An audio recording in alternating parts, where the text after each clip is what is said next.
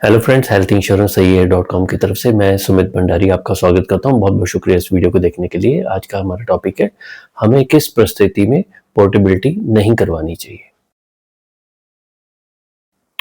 देखिए, सबसे पहले क्वेश्चन आता है कि भी लोग पोर्टेबिलिटी करवाते क्यों हैं। सबसे बड़ी रीज़न ये होती है कि लोगों का प्रीमियम बढ़ जाता है। नंबर 2 रीज़न होती है कि कई बार हमारे आस-पास कोई रिश्तेदारी में कोई यार दोस्त इंश्योरेंस एजेंट बन जाता है। वो हमें बोलता है कि भाई साहब आप अपनी पॉलिसी को मेरे पास करवा लो, मैं आपको सर्विस दूँगा। तीसरा, कई बार हम पोर्टेबिलिटी इसलिए करते हैं, हम किसी यूट्यूब के ऊपर, इंस्टाग्राम के ऊपर, फेसबुक के ऊपर किसी चीज़ से इन्फ्लुएंस हो जाते हैं कि नहीं, जिस कंपनी में हम चल रहे हैं वो कंपनी खराब है और मुझे अब चेंज कर लेना चाहिए। चौथी रीज़न होती है, कई बार हम कहीं पे ब्लॉग पोस्ट या कहीं पे कोई न्यूज़ देख लेते हैं कि इस कंपनी में कुछ गड़बड़ चल रही है। तो नॉर्मली इन्हीं रीज़न से एक इंसान पॉलिसी को पोर्ट करवाता है। देखो, अगर पहली रीज़न ये है कि भी हमारा पैसे बढ़ने की वजह से हम प्रीमियम मतलब एक जगह से दूसरी जगह जा रहे हैं, तो क्या कोई गारंटी है कि दूसरी कंपनी में प्रीमियम नहीं बढ़ेगा? दूसरा, जब हम पॉलिसी बाय कर रहे हैं तो मुझे क्या ऑलरेडी सपोज़ करो मेरी उम्र 40 साल है और मैं 80 साल तक ज़िंदा रहा, तो क्या मेरे पास 80 साल तक का प्रीमियम चार्ट है मेरी कंपनी का? दूसरा, तीसरा कि अगर आप दूसरी कंपनी में जा रहे हो, क्या वहाँ का प्रीमियम चार्ट आपने चेक किया है? प्रीमियम एक बहुत इंपॉर्टेंट पार्ट है हमारी पॉलिसी का, लेकिन अगर आपने प्रीमियम को अगले 30-40 साल का चेक ही नहीं किया, तो फिर आप क्या कंपैरिजन कर रहे हो? किस बेसिस के ऊपर पोर्टेबिलिटी कर रहे हो?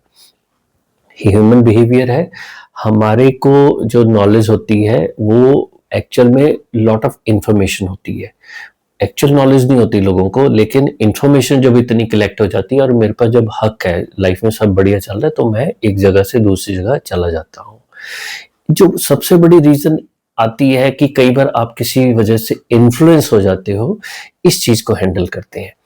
आप अच्छे भले कंपनी में चल रहे हैं, उसने आपको क्लेम भी दे दिया, लेकिन आपको एकदम से पता लगने लग गया कि ये कंपनी तो बहुत खराब चल रही है। किसने बताया? न्यूज़ आ गई, बहुत सारी इन्फॉर्मेशन इधर-उधर से आ गई है। अब जज कैसे करोगे?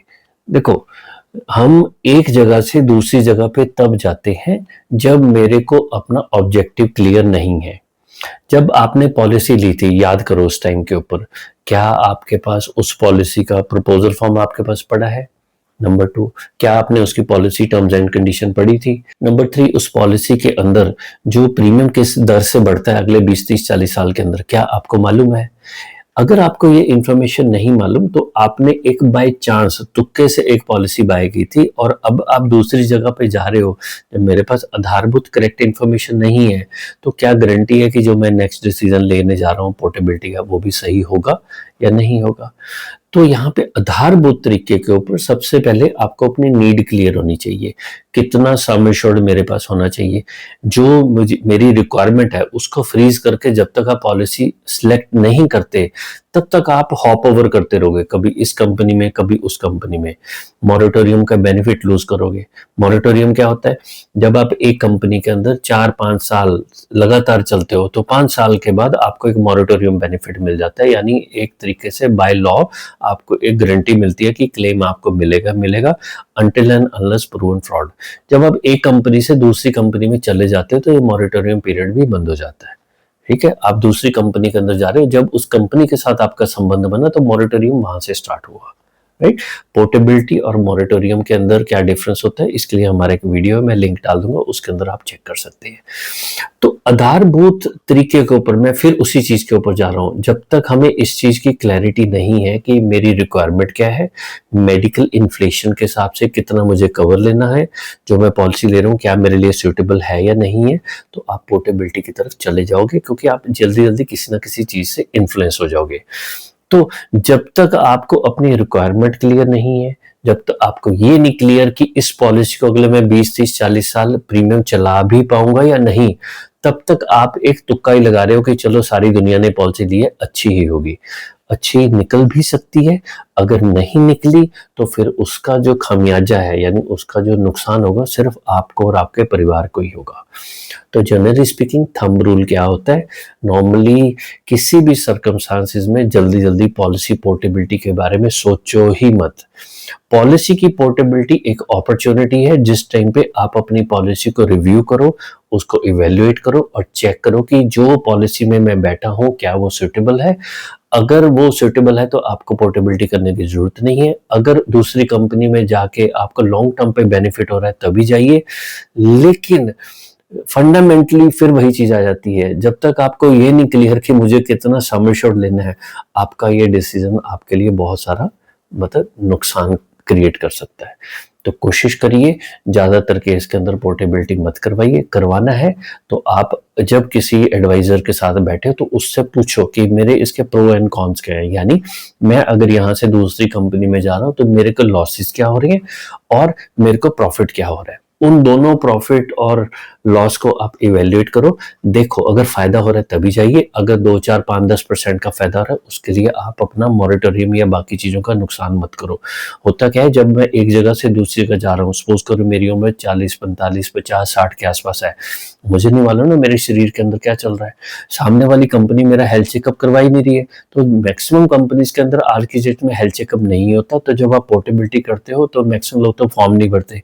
दूसरा, जब आप पोर्टेबिलिटी कर रहे हो तो आपको अगर आपने अपना कोई हेल्थ चेकअप नहीं करवाया और सामने वाली कंपनी ने हेल्थ चेकअप नहीं कराया तो कंपनी का पलड़ा बहुत भारी हो जाता है। कल को कोई भी क्लेम आएगा तो कंपनी ने सिर्फ आपके ऊपर इल्जाम लगाना है कि सुमित आपने तो झूठ बोला था, हम आपका क्लेम रिजेक्ट कर रहे हैं। तो इन सारी चीज़ों के हिसाब से अपने आप को सक्षम करो, अच्छे से अपनी नॉलेज को एक्वायर करो, इन्फ्लुएंस होके ऐसे वैसे पोर्टेबिलिटी मत करो। तो अगर आपको लगता है कि आप में से किसी सज्जन को ये वीडियो देख के हेल्प लगी है तो काइंडली इसको लाइक करिए, शेयर करिए, अपने दोस्तों के साथ शेयर कर सकते हैं। किसी एक दोस्त के साथ भी शेयर करेंगे तो चलेगा। अच्छा लगा तो आप हमारे चैनल को सब्सक्राइब कर सकते हैं। हमारे अराउंड 200-300 से भी ऊपर वीडियोस हैं।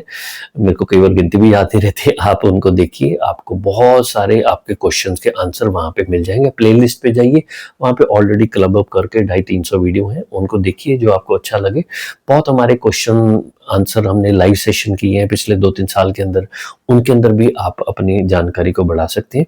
हमारी वेबसाइट है healthinsurancesahihai.com, वहाँ पे ब्लॉग सेक्शन में जाके भी आप अपनी नॉलेज को बढ़ा सकते हैं। किसी सज्जन को पॉलिसी की पोर्टेबिलिटी करनी है, अपनी पॉलिसी को रिव्यू करवाना है, आप ये चेक करना चाहते हैं मेरे पॉलिसी जो बाय की थी वो सही तरीके से बाय की थी या नहीं की थी, या आप नई पॉलिसी बाय करना चाहते हैं या पोर्टेबिलिटी कराना चाहते हैं, तो हमारे पैकेजेस हैं। अपने अपने परिवार के लोगों के लिए आप हमसे गाइडेंस ले सकते हैं। चलिए, इस वीडियो को देखने के लिए आपने समय निकाला, बहुत बहुत शुक्रिया। जय जय श्री राधे।